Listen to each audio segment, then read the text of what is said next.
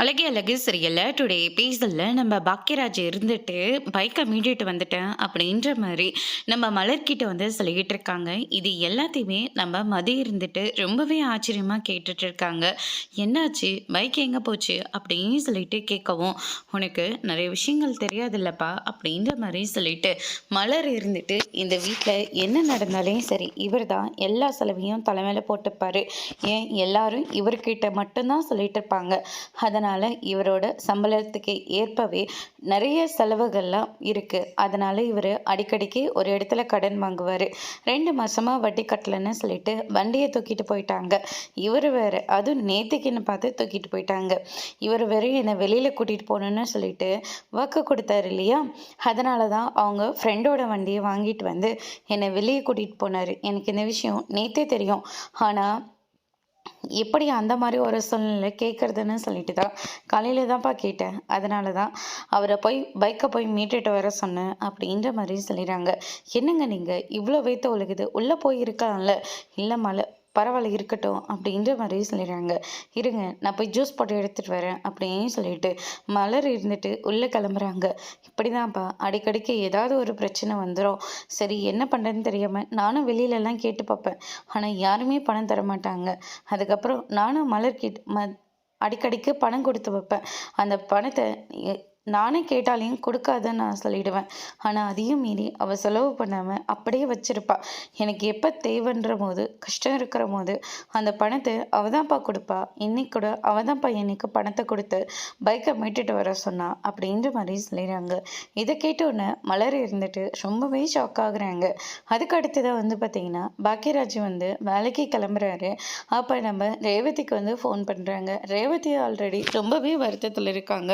வீட்டில் நடந்த எல்லா விஷயத்தையும் யோசிச்சு பார்த்து ரொம்பவே வருத்தத்தோடு இருக்காங்க. அதுக்கடுத்ததான் வந்து பார்த்தீங்கன்னா பாக்கியராஜ் ஃபோன் பண்ண உடனே சொல்லுங்கண்ணே எப்படின்னா இருக்க அப்படின்னு சொல்லிட்டு கேட்கவும், நான் எப்படியும் இருந்துட்டு போகிறேம்மா, நீ எப்படிமா இருக்க, எதுக்காகம்மா நீ இன்னும் அந்த வீட்டில் இருந்துட்டுருக்க, உன்னை இன்னும் நல்லா படிக்க வச்சுருக்கணும், அவசரப்பட்டு உனக்கு அந்த வீட்டில் உடனே உன்னை கல்யாணம் பண்ணி வச்சுருக்க கூடாது, நல்லா படிச்சிருந்தா இன்னும் ஏதாவது வேலையில் போயிட்டு செட்டிலாக இருந்திருக்கலாம், உன்னை நான் ரொம்ப தாங்கன்னு தாங்கியிருப்பாம்மா அப்படின்ற மாதிரி சொல்லிடுறாங்க. இப்போ கூட ஒன்றும் பிரச்சனை இல்லைம்மா, நீ பேசாமல் கிளம்பி வா, உன்னையும் குழந்தையும் என்னால் முடிஞ்ச வரைக்கும் நான் நல்லா பார்த்துக்கிறேன். இந்த அண்ணன் பார்த்துக்க மாட்டேன்னு நீ நினைக்கிறியப்பா, நீங்கள் பார்த்துக்க மாட்டீங்கன்னு எப்போ நான் சொன்னேன், நீங்கள் என்ன ராணியோட மேலேயே பார்த்துப்பீங்கன்னு எனக்கு ரொம்ப நல்லா தெரியும்னு. ஆனால் வேண்டான்னு, அங்கே நீ செஞ்சிட்ருக்கிற வேலையே ரொம்ப பெரிய விஷயம்னு, இதில் என்னையும் பிள்ளைங்களையும் பார்த்துக்கிறது உங்களுக்கு இன்னும் கஷ்டத்தால் தானே போய் முடியும். அதனால தானே நான் கஷ்டப்பட்டுட்ருக்கேன். வேண்டாண்ணே, இருந்துட்டு போட்டுட்டேன், அந்த அளவுக்கு பிரச்சனை ஒன்றும் ரொம்ப பெருசாலாம் போகலன்னு, நான் பார்த்துக்கிறேன் விடுங்கண்ணே அப்படின்ற மாதிரியே சொல்லிடுறாங்க. அன்னிக்கிட்டே நீங்கள் எதுவும் சொல்லலைல்ல, சொல்லாதீங்கன்னு அவங்க இதை கேட்டால் ரொம்ப வருத்தப்படுவாங்க. அதனால் அன்னிக்கிட்டே இந்த விஷயத்த நீங்கள் சொல்லாதீங்கன்னு அப்படின்னு சொல்லிட்டு ரேவதி வந்து சொல்லிடுறாங்க. உடனே அவங்களோட அத்தை கூப்பிட்றாங்கன்னு சொல்லிட்டு, அண்ணன் அத்தை கூப்பிட்றாங்க, நான் அப்புறமா பேசுகிறேன் அப்படின்னு சொல்லிட்டு, நீ என்னை பற்றி கவலைப்படாமல் அழாமல் நீ வேலைக்கு போன அப்படின்ற மாதிரி சொல்லி ஃபோனை வந்து கட் பண்ணிடுறாங்க. அதுக்கடுத்து தான் அண்ணன் நம்மளை நினச்சி இவ்வளோ வருத்தப்படுது, சொல்லாததுக்கு முன்னாடி வீட்டில் வந்து நிற்கிது, நமக்கு ஒரு கஷ்டம்னா முன்னாடி வந்து நிற்கிறதே தான் அண்ணன் மட்டும்தான் அப்படின்னு சொல்லிட்டு நம்ம ரேவதி வந்து ரொம்பவே ஃபீல் பண்ணிகிட்டு இருக்காங்க. அவங்க அத்தையும் கூப்பிட்றாங்க. அதனால் ரேவதி அங்கேருந்து கிளம்பி போயிடுறாங்க. அதுக்கு அடுத்ததான் இந்த சைடு நம்ம சுரேஷ் இருந்துட்டு டியூட்டிக்கு கிளம்புறாரு. அப்போ வந்து அவங்க அண்ணிக்கிட்ட, அண்ணி எனக்கு ஒரு காஃபி கிடைக்குமா அப்படின்ற மாதிரி சொல்லிடுறாங்க. என்ன சுரேஷ் தூங்கிட்டியா? ஆமாம் நீ சாப்பிட்டோன்னே நல்ல தூக்கம் வந்துச்சு, அதனால் போய் தூங்கிட்டேன், நீ வேலை வேறு வந்துச்சு, அதனால தான் நீ கிளம்பிட்டேன் அப்படின்ற மாதிரி சொல்லிடுறாங்க. அதுக்கு அடுத்ததான் வந்து பார்த்திங்கன்னா இந்த சைடு நம்ம மதி இருந்துட்டு வேலை பார்த்துட்ருக்காங்க. காலேஜுக்கு போகல, ஆன்லைனில் தான் கிளாஸ் எடுத்துகிட்ருக்காங்க. உங்களுக்கு இன்னும் 10 நிமிஷம் தான் டைம் கொடுப்பேன், அதுக்குள்ளே உங்களுக்கு என்னெல்லாம் டவுட் இருக்கோ அதெல்லாம் கேட்டு தெரிஞ்சுக்கோங்க அப்படின்ற மாதிரி சொல்லிட்டு அவங்களும் வெயிட் பண்ணிட்டு இருக்காங்க. அதுக்கடுத்ததான் லக்ஷ்மியும் ராகவனும் வந்துடுறாரு. வந்த உடனே வந்து பார்த்தீங்கன்னா, என்னப்பா இன்னும் நீங்கள் சீக்கிரமாக எந்திரிச்சிட்டிங்க அப்படின்னு சொல்லிட்டு கேட்கவும், நெஞ்செல்லாம் ரொம்ப எரியிற மாதிரி இருந்துச்சு, அதனால தான்ப்பா எந்திரிச்சு வந்துட்டோம், நீயும் டியூட்டி கிளம்பிட்டு போல இருக்கு. ஆமாப்பா அப்படின்ற மாதிரி சொல்லிடுறாங்க. அதுக்கடுத்ததான் வந்து பார்த்தீங்கன்னா புருஷங்காரன் வேலைக்கு கிளம்பிட்டு இருக்கான். இவன் என்னடா நடு வீட்டுக்குள்ளே உட்காந்து புஸ்தகத்தை விரிச்சு வச்சுட்டு உட்காந்துக்கிட்டு இருக்கா. எப்போ பாரு இதே கையோடு இருந்தா வீட்டு வேலையெல்லாம் யார் பார்க்குறதா அப்படின்ற மாதிரி வந்து சொல்லிட்டு இருக்காங்க. இன்னும் 10 நிமிஷம் தான் கிளாஸ் இருக்கும், அது வரைக்கும் கொஞ்சம் அமைதியாக இருங்க, நான் முடிச்சுட்டு போய் மற்றது எல்லாத்தையும் நான் பார்த்துக்கிறேன் அப்படின்னு சொல்லிட்டு மதி வந்து சொல்லிட்டு இருக்காங்க.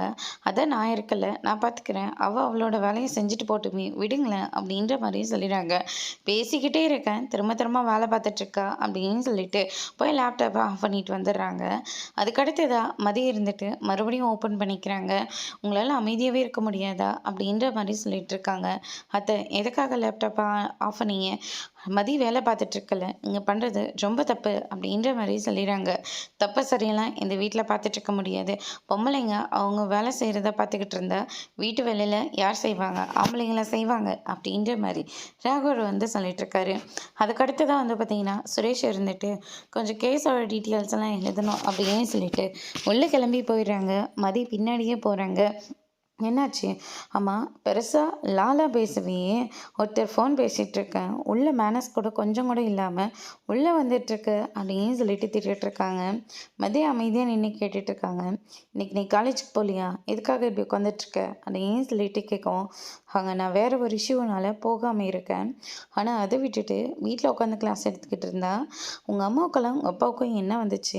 எதுக்கு எடுத்தாலையும் கொஞ்சம் கூட மேனஸ் இல்லாமல் என் லேப்டாப்பை மூடிட்டு போகிறாங்க. அதெல்லாம் உங்களுக்கு பெருசாக தெரியல, நான் இப்போ உள்ளே வந்து தான் உங்களுக்கு பெருசாக தெரிஞ்சிருச்சுல்ல அப்படின்னு சொல்லிட்டு மதியம் பதிலுக்கு பதில் பேசிகிட்டு இருக்காங்க. கிளம்புற நேரத்தில் என்னை டென்ஷன் பண்ணிகிட்டு இருக்காத, அதுக்கப்புறம் அவ்வளோதான் சொல்லிட்டேன் அப்படின்னு சொல்லிட்டு சுரேஷ் ஒரு பக்கம் மதிக்கிட்ட சண்டை போட்டுட்ருக்காரு. அதுக்கடுத்து தான் இந்த சைடு மலர் இருந்துட்டு துணியெல்லாம் மடித்து வச்சிட்ருக்காங்க.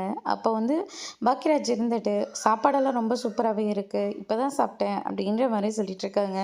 காலையிலேருந்து உங்கள் ஃபேஸே சரியில்லைல்ல, அதனால தான் உங்களுக்கு பிடிச்சது எல்லாமே செஞ்சு வச்சுருக்கேன், நீங்கள் ரொம்ப நல்லா சாப்பிடுங்க அப்படின்ற மாதிரி சொல்லிடுறாங்க. ஐ லவ் யூ மலர் அப்படின்ற மாதிரி சொல்லிடுறாங்க. I love you to Bhagyaraj அப்படின்னு சொல்லிட்டு மலரும் இந்த பக்கம் சொல்லிட்டு இருக்காங்க. 2 பேரும் அவ்வளோ நல்லா பேசிக்கிட்டு இருக்காங்க. அதோட இன்னைக்கான எபிசோட் முடிச்சிருக்காங்க. இனி அழகே அழகு சீரியலில் அடுத்தடுத்து என்னெல்லாம் நடக்க போகுதுன்றதை வெயிட் பண்ணி பார்க்கலாம்.